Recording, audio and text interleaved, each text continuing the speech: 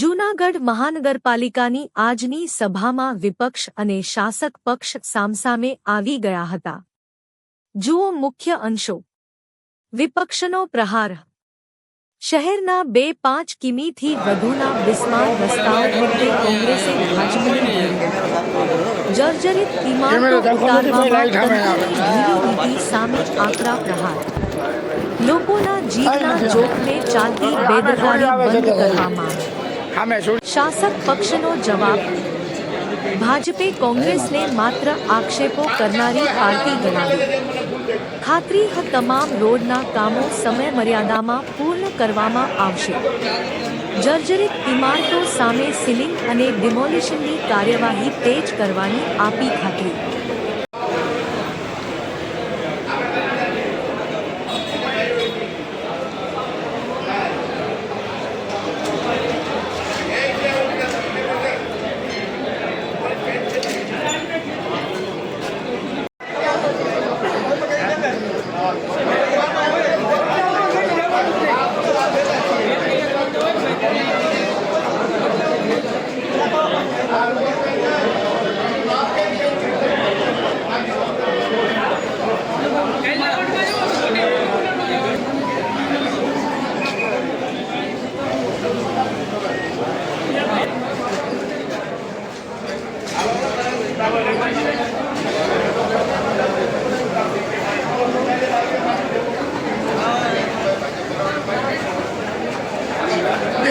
મને કલર કોર્ટમાં જવાનો 2 વાગે કોર્ટની તારીખ છે.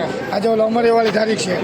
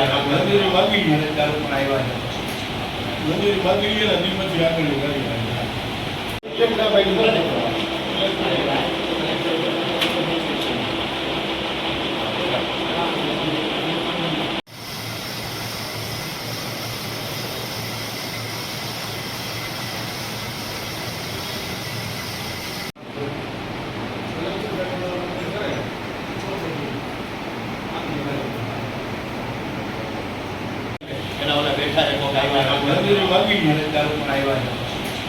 મંજૂરી માંગી લઈએ ને પછી આગળની ગાડી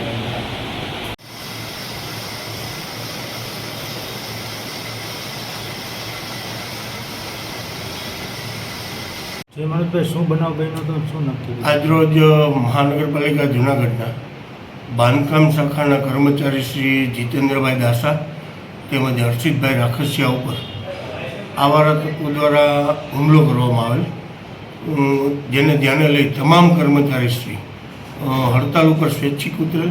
આવા બનાવો અવારનવાર બને છે, તેમજ દરેક બ્રાન્ચમાં જઈને આવા આવારા તત્વો બીભત્સ ગાળો પણ બોલે છે.